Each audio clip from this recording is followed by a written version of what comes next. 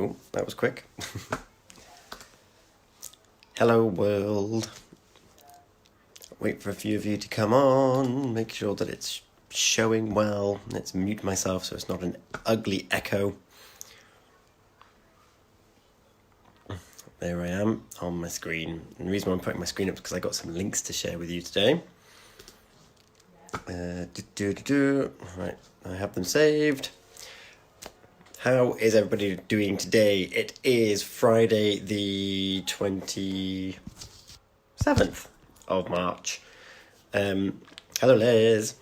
And I've got kind of two things I want to talk about today, but there's going to be one thing which I'm going to go over in a bit more detail, which is the title of the live, which is Anticipatory Grief Waves, because it's something that's quite relevant. And a contact of mine on LinkedIn, who is also one of my team members of Activate Your Life, hello Helen, who now works for Maggie Centre in Cardiff. She has she's shared a link on LinkedIn to a link to the Harvard Business Review, which I will share with you now. So you've got it before we get going.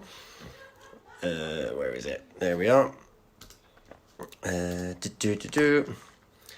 And from what I gather, the Harvard Business Review have made all of their articles free for their coronavirus section anyway. So that's really cool. So I'm going to kind of talk through this, and grief is something that I'm probably going to talk about. Hello, Rowana. Something that I'm going to talk about more as weeks go on, because the numbers just keep increasing, and it's something that unfortunately there's going to be something that we're going to have to deal with. But I want to do a bit more reading on that and not do it any misjustice, I suppose.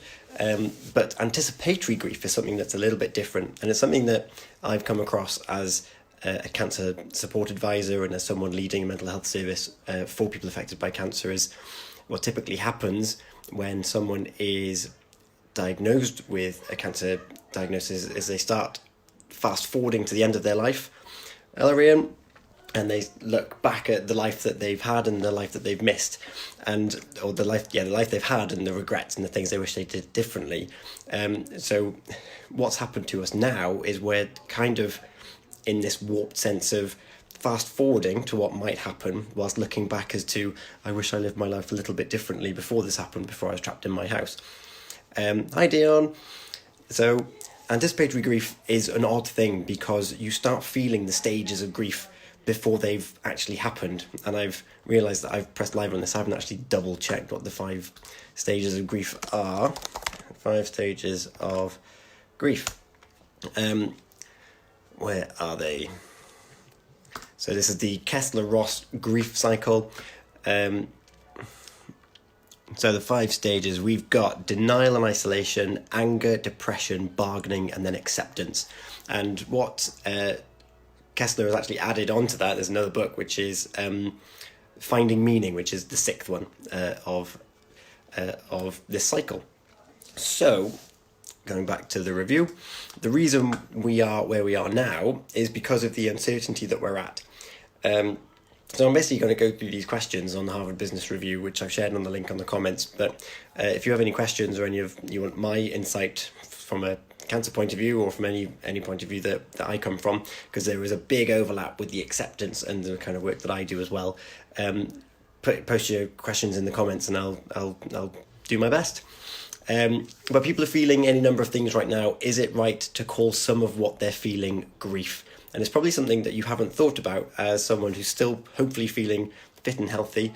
You've been locked away in your house, and we've all had this unsettled week, and I've had enough emails from companies to tell me that I'm feeling unsettled, and this is unprecedented times. And it took me until yesterday to get my mojo back. That's what I was referring to when I was washing the dishes.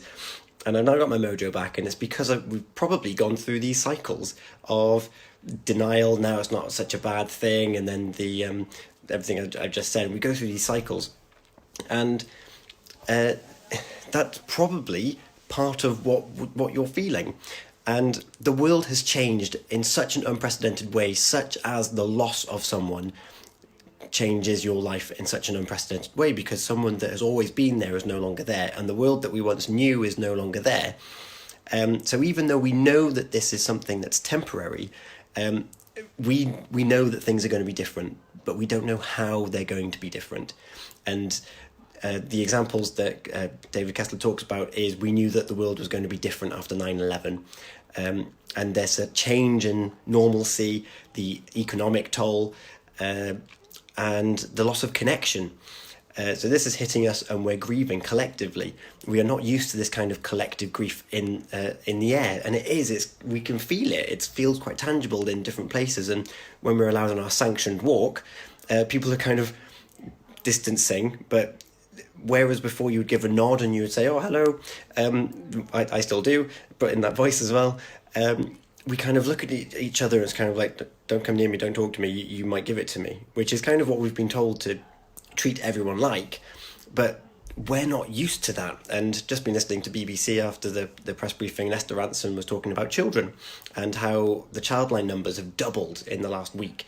And she said that the issue with children being kept separate and adults being kept separate is they're not going to the playground, which means that if they are upset, angry or frightened, they don't even have their best friend to talk to just in the playground or throwing sticks or whatever kids do in school these days. They're probably recording TikToks.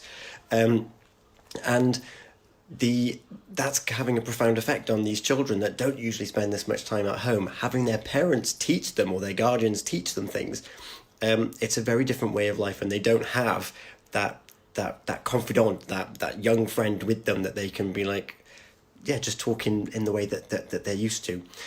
So that's a real change that we're all going through, and we know that things are going to be different, and the difficulty is that we don't know when that's going to lift.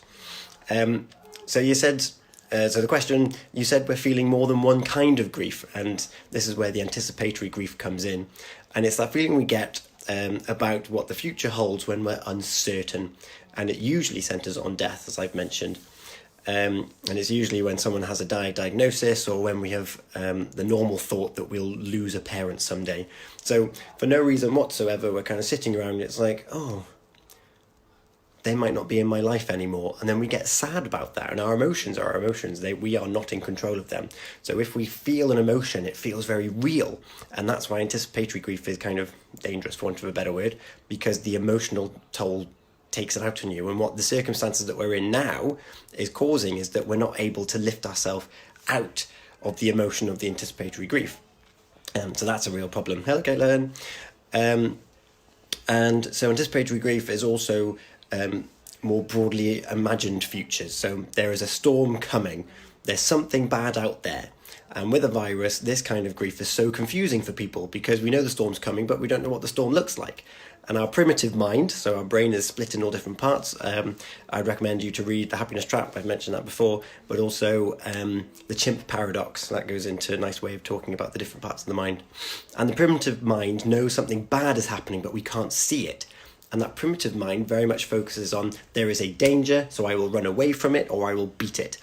And we can't do that in this situation. There's nothing that we can do. So this breaks our sense of safety, which is why a lot of us are feeling like we're just whooshing around in the sun, but not being able to enjoy it, which is very odd. And so we've all collectively lost this sense of general safety and this normality that we have in every day. And then individually or smaller groups, people have felt this, but all together. So anticipatory grief is very normal for households, but what we're happening now is that the whole world is feeling it. The whole nation is feeling it. So we're grieving on a small scale because there's impacts on our family. So if you've got elderly relatives or you've got a relative that's in the high-risk category, there's the anticipatory grief for what might happen to them. And collectively, there's this anticipatory grief as to what could potentially happen anywhere. And that's too big for us to kind of handle, which is why a lot of us have not really fired on all cylinders this week. So the next question that it goes into is, what can individuals do to manage all of this grief? So understanding the stages of grief is a start, which I haven't done a very good job of, but let's quickly go back. Anger, depression, bargaining, acceptance, denial, and isolation. And then the sixth one, which was his other book, focused on finding meaning, which, looking at my background in ACT, acceptance and commitment therapy, the acceptance is the circumstance we find ourselves in, which I'm going to go into now.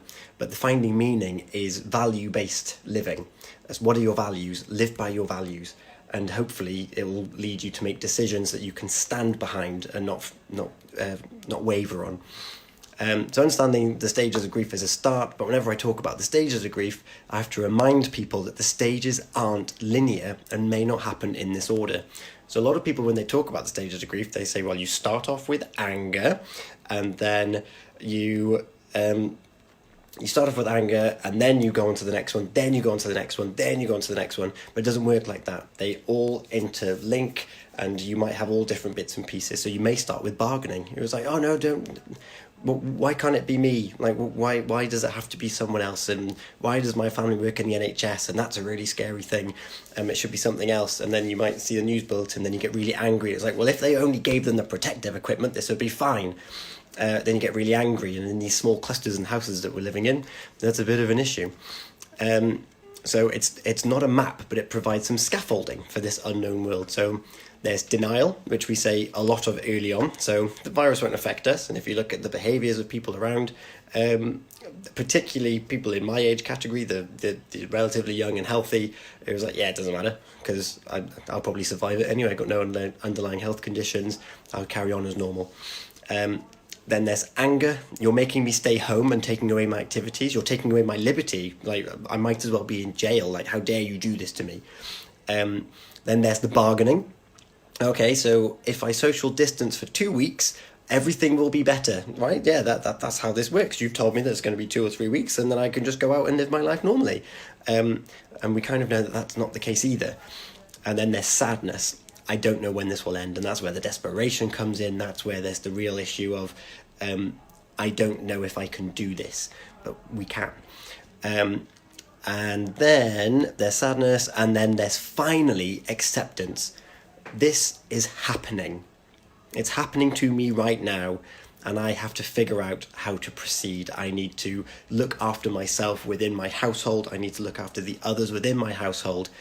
And once you've accepted that and you start living this new life, what's going to be really annoying is that by the time you nail that new routine, it'll be a case of, you can go outside again. It's like, I don't want to.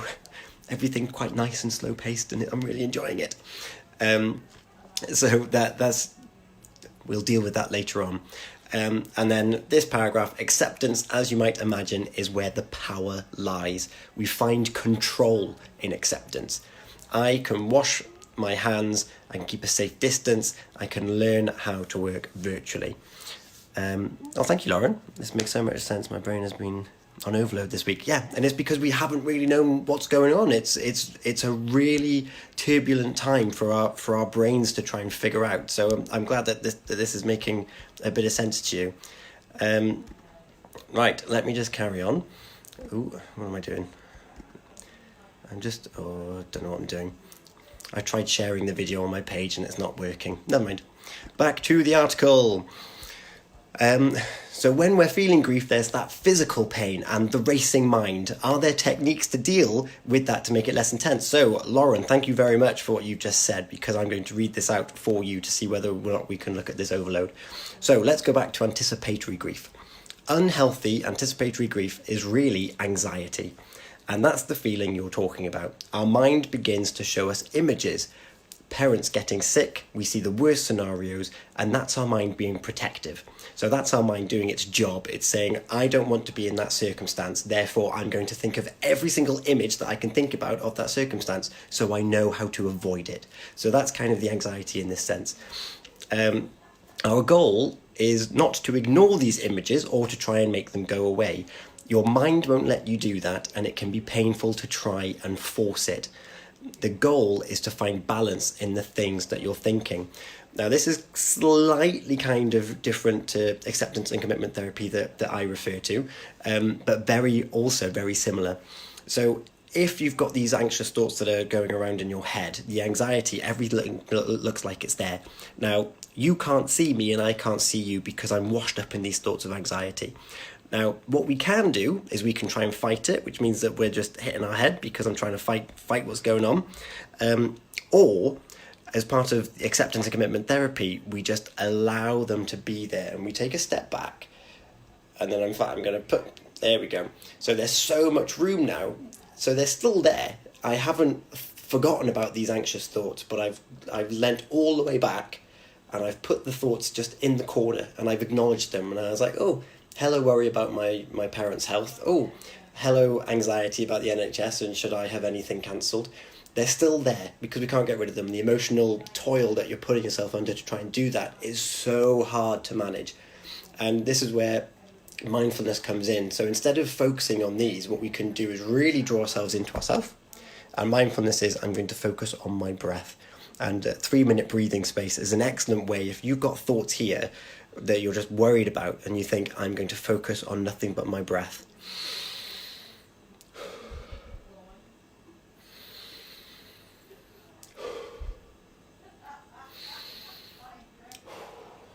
Hello, Sarah. And with those breaths, you really focus how you're feeling with the wind, the breath going through your nose and down your mouth, and you feel the tension in your skin, and you feel the fabric of your clothes moving alongside you. And you still got those thoughts, and that whilst you're focusing on your breath, you're still going to have those thoughts. But instead of trying to force them away and just using all this energy trying to bat them away, you just let them just descend, and you say, thank you very much for coming, worry about anxiety about my parents, but I'm focusing on how my breath feels at the moment. So that's kind of the slight difference there. So if you feel the worst image taking shape, make yourself think of the best image. And one of my presenters had the best example of this. So our mind travels in time and space, which is what we're talking about here. Hello, Ben.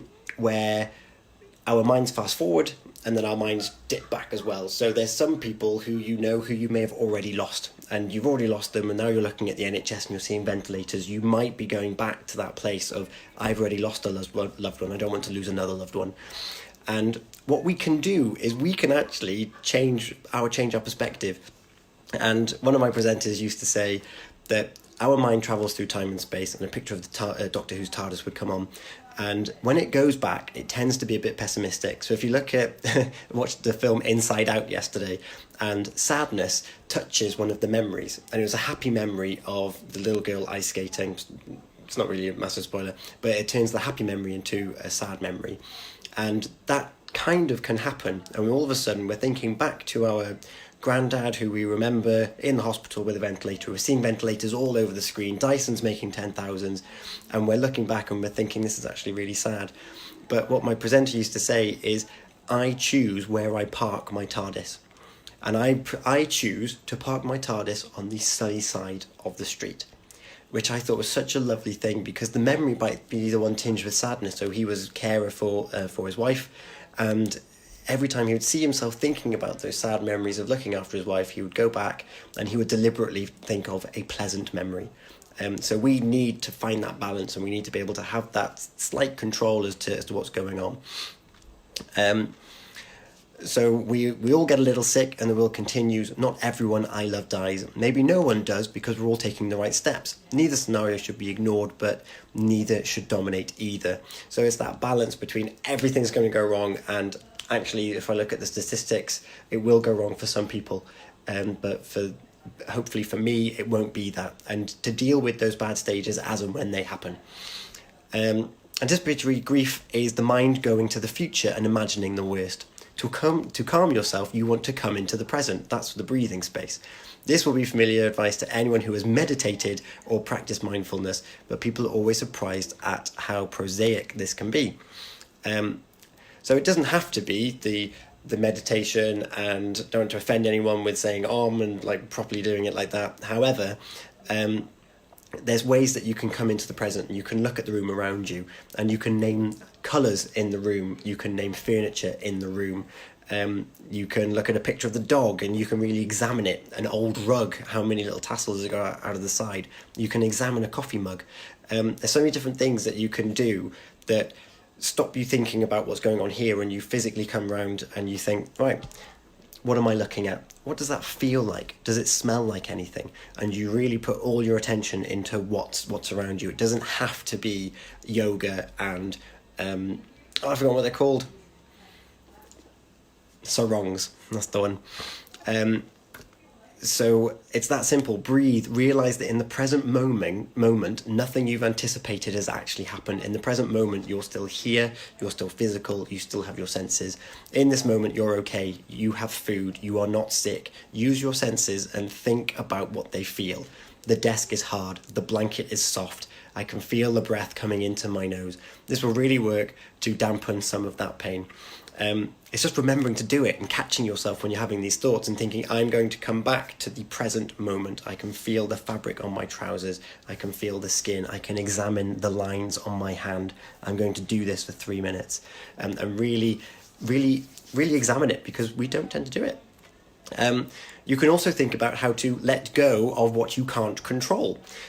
What your neighbour is doing is out of your control. What is in your control is staying 6 feet away from them and washing your hands. So focus on that. So if you're worried about the world around you, take proactive control of the things that you do or don't do.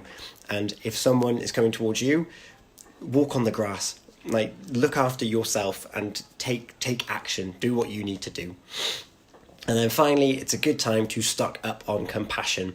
Everyone will have different levels of fear and grief, and it manifests in different ways. So I've said earlier, the 5 stages of grief are not linear. They happen in all different ways. So if you're in bargaining, someone might be in anger. So if you say, oh, but, we're here for 2 weeks, so it's fine. And it's like, well, yes, it's 2 weeks. And all of a sudden you've got this little clash. And this is where kind of understanding and compassion are going to be really important, to understand where people are at in this web of what's going on. So it manifests in different ways. So a co-worker got very snippy with me the other day, and I thought, this is my story, this is Kessler's. That's not like this person. This is how they're dealing with this situation. I'm seeing their fear and anxiety. So if you are with people who don't usually react and respond in a certain way, and you're generally okay with things as they are going on, and this person doesn't feel right, it's not personal. Because that's another thing our mind wants to do, is if someone's being really snippy, it's like, oh, I've done something wrong. It's like, who do they think they are? Like, there's lots of different ways. Oh, thank you, Dion. I'm really glad that I've decided to choose this as the theme for today. And it's just a different personality trait, because they're in a different place in the web, and they're going to change. And that's another glorious thing about being a human being, is that we get to change who we are every single day if we wanted to. But during this stage of grief, we're kind of in this model, we're not quite ourselves, and that's a very difficult thing for us we're all selfish individuals, but as a selfish individual looking at another selfish individual saying, how dare you talk to me like that, when actually it's them showing their anxiety, they're showing their fear. So it's not personal. Take whatever they are on the chin, even maybe explain to them, not even explain to them, just acknowledge that you're not, I feel that you're not being who you usually are. Is there anything I can help you with? If that's where you are at your stage and where you are in your model, so it becomes a very difficult thing to balance. Or leave it a couple of days. One of the things I've been trying to push on my social media channels is reach out to someone, even if it's clunky. So even if it's a day or two later, because we're all working from home now, it's not as if someone could be snippy with me face to face, is just message them and say, hey, you okay? And just ask that question. This feels really weird because it's not usually the kind of relationship we have, but I just want to see how you're doing. And yeah, reach out to someone even if it's clunky. And those first few messages will be like, yeah, I'm all right. And it's like, oh, good, because of whatever. If you want to bring it up, you don't have to bring it up. And it's a good way to get people talking again. Similar to the example I mentioned with the children, we don't have that playground chat anymore. I'm not sat with my colleague to my left or with a colleague right behind me. We can't just swivel in our chairs and have a little bit of a joke about absolute nonsensical things anymore. That doesn't exist. If you're not in an office environment anymore, you can't have that chit chat. And that's where a lot of that daily release of who we are comes out of. So we do need to create it in a weird way. And there's something still quite formal about, I'll FaceTime you later, or I will. House Party seems to be the app that's doing the rounds, and then there's also Zoom. But there's something quite appointment about that. That's still quite a work thing. They're great tools, don't get me wrong, but it's not the same as just leaning over to someone and being like, "How's your day going?" We don't have that anymore, and that's something that's quite difficult to reenact. One particularly troubling aspect of this pandemic is the open-endedness of it, and this is a temporary state it helps to say it. So say it out loud. This is temporary. Just because we don't know how temporary it is doesn't mean that it's not temporary. This is not how life is going to be forever. So Kessler has worked 10 years in the hospital system. I've been trained for situations like this. I've also studied the 1918 flu pandemic. The precautions we're taking are the right ones. History tells us that. This is survivable. We will survive. This is a time to overprotect, but not overreact. So that's quite a nice little ditty there. And I believe we will find meaning in it. I've been honoured that Elizabeth Kubler-Ross, his co-author, family has given me permission to add a 6th stage of grief, meaning. I talked to Elizabeth quite a bit about what came after acceptance. I did not want to stop at acceptance when I experienced some personal grief. I wanted meaning in those darkest hours. And I do believe we have found light in those times. So even now, people are realising they can connect through technology. They're not as remote as they thought. Hello, Dave. They're realising they can use their phones for long conversations. They're appreciating walks. I believe we will continue to find meaning now and when this is over. Talking about anticipatory grief. We're expecting people to die or something? No, just the fact that the uncertainty that we're in is like anticipatory grief, because we are projecting anxiety and fear into the circumstances that we're in. So I will be talking about that in a later episode. I saw this article about anticipatory grief and the fact that we're going through the 5 stages of grief. But we're coming to the end of the article now, so we're looking at meaning and we're looking at what we can do. Very good. So if anyone does have any questions, this article will end. So put them in now and I'll do my best to answer anything. So what do you say to someone who's read all this and is still feeling overwhelmed with grief? Hello. So Lauren, if I'm back. She's back. I've got grief because I can't go out anymore. So what do you say to someone who's read all of this and is still feeling overwhelmed with grief? We talked about acceptance already. Yeah, I'm saying this is a new top today. Oh, it is, yes, it's a different colour. HelloTomDyerShop.com. So Lauren, you mentioned about how you're feeling overwhelmed. So if you're still there, keep trying. There is something powerful about naming this as grief, and it helps us feel what's inside of us. So many have told me in the past week, I'm telling my co-workers I'm having a hard time, or I cried last night. And when you name it, you feel it and it moves through you. So emotions need motion. It's important we acknowledge what we go through. That's a lot of people are putting a lot of brave faces, and if you're not feeling brave at the moment and you're not naming it or acknowledging it, then you're keeping it harboured up, and it becomes like this horrible shame-ridden secret, and it doesn't need to be. You can say openly how you're feeling. So one unfortunate byproduct of the self-help movement is we're the first generation to have feelings about our feelings. And we tell ourselves things like, I feel sad, but I shouldn't feel that. Other people have it worse. Thank you, Lauren. I'm really pleased that you're finding this helpful. I don't agree with Kessler where he says I feel sad, but I shouldn't feel that, because I don't believe in shoulds and coulds and all of those things. If you're feeling something, you acknowledge it. That is yours. But putting a name to it and actually saying I'm feeling this because of this means that you can actually hold it, and it's taking back that control that we talked about earlier as well. It's accepting your feelings. It is. So we should stop at the first feeling. So I feel sad. Let me go for 5 minutes to feel sad. And all this, as I say, shame and guilt, we don't need it. Take it. If you feel sad, you feel sad, and that emotion is yours, so own it. Your work is to feel your sadness and fear and anger, whether or not someone else is feeling something.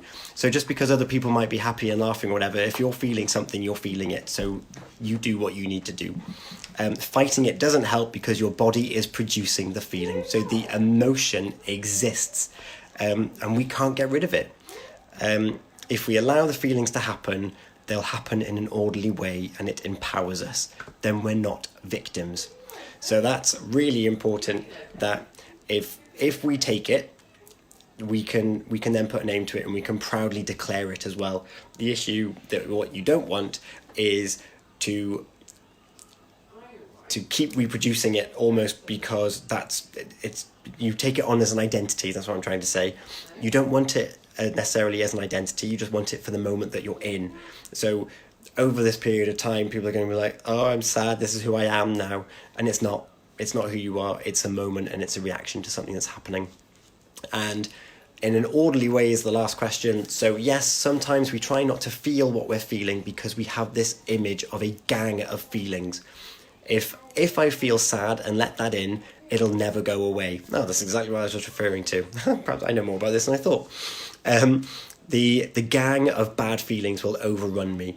The truth is a feeling that moves through us. We don't move them in. They haven't got a tenancy agreement. They haven't got a mortgage to where you are. It's something that happens and it goes. So we feel it, and like shedding a tear is so powerful. I'm a big advocate of someone shedding single tears. For tiny drops of liquid, they release so much weight. So if you have a tear welling, drop it, because it's the best thing that you'll do, and it also releases hormones and it helps you feel okay. You can freshen yourself up, take a deep breath, and it's like, right, I've had that moment, and now I'm going to do whatever I was doing anyway.